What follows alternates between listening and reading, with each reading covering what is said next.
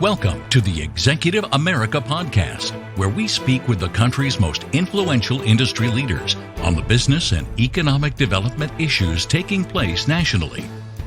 You can stay up to date with all of our content, including our publications, newsletters, and podcasts by visiting www.executiveamerica.com and clicking on subscribe.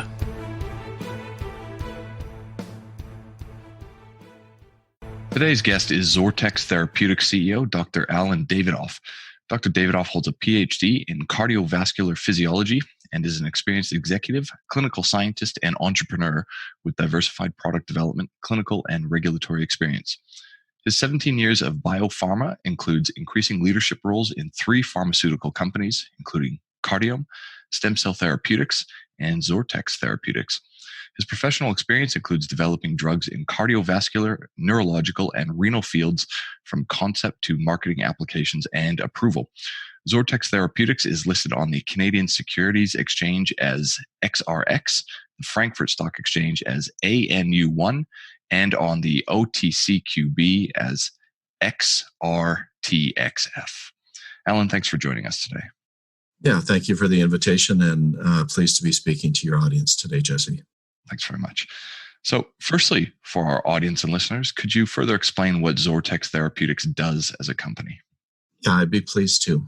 The company is really founded on the idea that you can take ideas that merit development, and especially in the case where there are unmet medical needs, develop them through the early stages all the way through the end of the first proof of concept studies in individuals with a given disease. And at that point, you've added value to a program sufficient then licensing and late stage development can commence. And so we really add value from an early idea through to the end of the first clinical trials.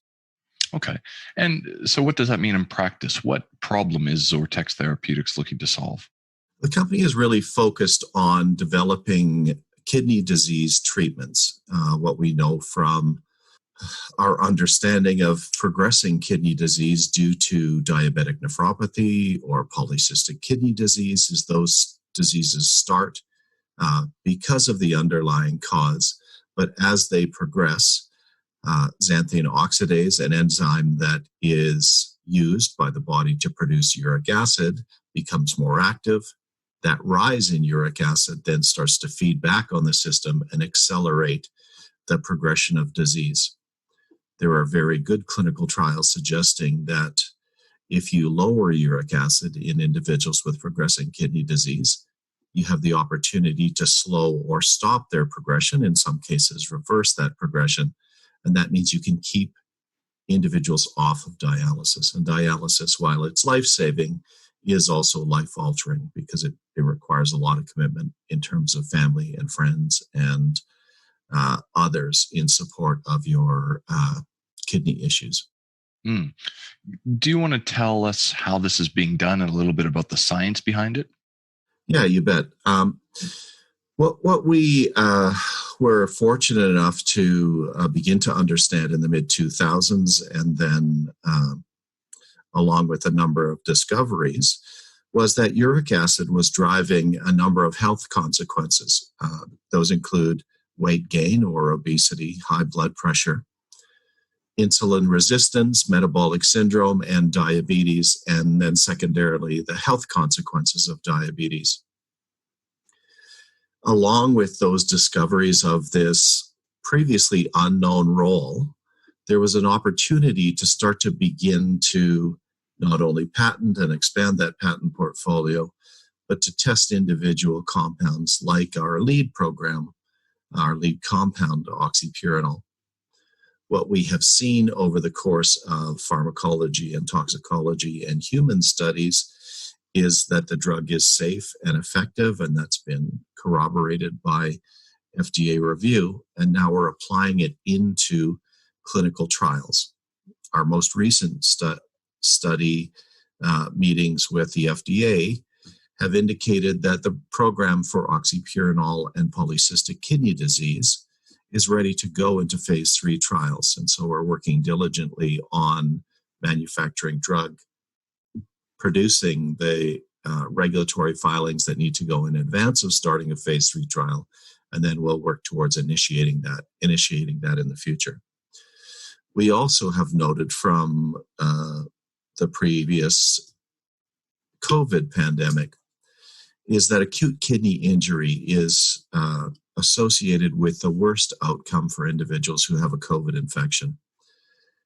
Whenever you see acute kidney injury, one immediately begins to think that certain players that have been identified in the past, like uric acid, can cause that acute kidney injury. And we're rapidly working with a number of groups from New York and Italy and Denver to develop that therapy quickly in a way to interfere with the acute kidney injury that's happening. And hopefully that means fewer symptoms, fewer side effects from COVID infection, and a shorter path to recovery. And certainly we hope that that would also prove out as decreasing the rate of death due to this terrible viral infection. So you've done a good job of outlining the technology. Excuse me. So what is the opportunity for potential investors by looking into XORTX Therapeutics? Yeah, the investment opportunity really is, if you do an accounting of what our company is, we're a company with 2 programs that are in late stage, ready for phase 3 clinical trials. There's a great unmet need both in polycystic kidney disease and in ADPKD. Despite all of that progress, our market cap compared to comparable companies is reasonably low. We continue to work to add progress in terms of our regulatory and clinical filings, and we are working towards setting up a phase 3 clinical trials in both of those programs. What that means is ongoing value creation should at some point see us move towards the mean of valuations. And we expect that for any investor, that's a fairly compelling case. Can you talk a little bit about the board and management experience responsible for the company? Yeah, you bet. Our executive team is composed of a number of individuals who have worked in drug development over the years, and like myself, have worked in a variety of areas.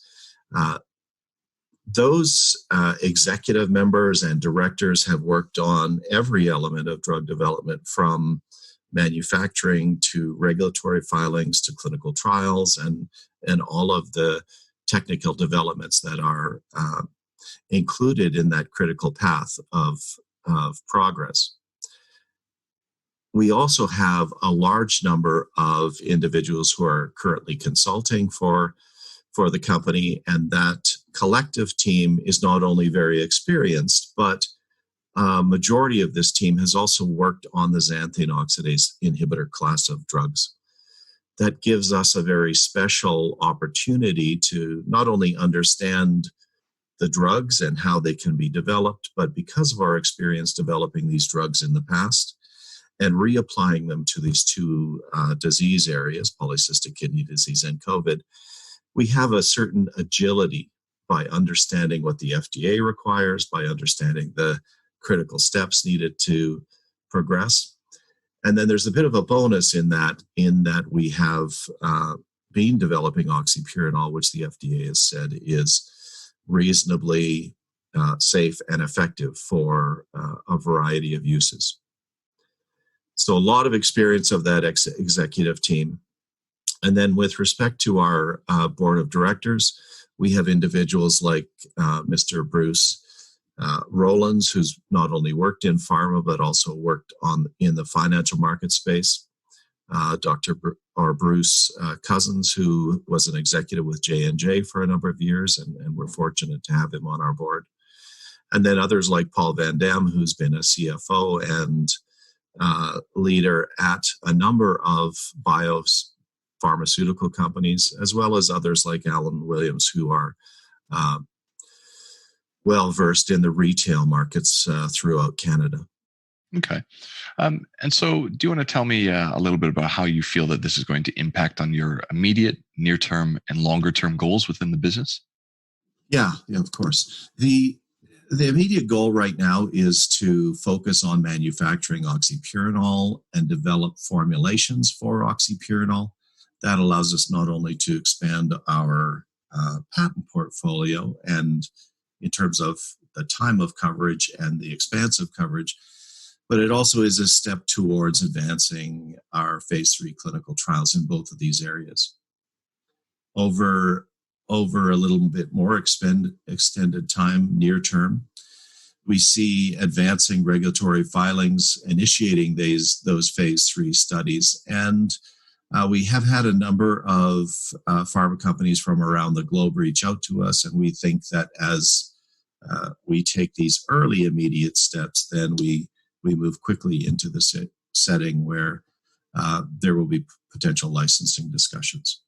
That, of course, is where the value creation comes into play, and certainly value creation translated is licensing deals, and that means milestones and royalty payments and revenue from our efforts going forward. And longer term, we seek partners in both of these areas to develop through the late stage clinical trials and through regulatory filings and marketing. But we'll continue to progress regardless of the timing of the entry of those licensing parties. Okay. And, what lessons and insights do you bring from your own career to the role? Yeah, I've been involved in life sciences and biopharmaceutical research for probably 30 years, 17 years in industry. I think the lessons are simple ones. Commit 100% to what project you take on. Remain rigorous about what's needed to succeed and define that very early, but also look down the road for risk and understand what's needed to risk mitigate. But in any case, remain rigorous about how you act with regards to those two key characteristics of any successful program. And then finally, I think this applies to all of life, but certainly a global business like drug development requires you to build and maintain a network and constantly strive to, like a skier skiing downhill, to look 30 feet, 40 feet ahead and understand that you need to prepare for what's coming up. So those are the lessons I'd take. Okay. And before we wrap up this conversation today, is there anything else that you'd like to add? Yeah, I would like to emphasize the fact that we have a strong experienced development team. We're in advanced late-stage clinical programs. We believe that these are highly de-risked because we're taking a drug that we know is eminently approvable and applying it to these new areas. That makes us late-stage. It also means we've proven out a lot of the key risk steps in the course of developing these drugs. And that should allow us very soon to change the way that kidney disease will be treated in the future with these first-in-class drugs. Excellent. Well, Alan, thanks very much for your time today. My pleasure, Jesse. Thank you so much.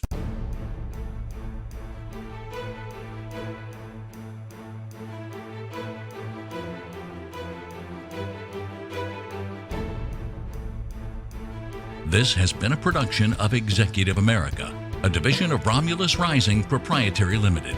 All rights reserved. You can stay up to date with Executive America, including our publications, newsletters, and podcasts by visiting www.executiveamerica.com and clicking on subscribe.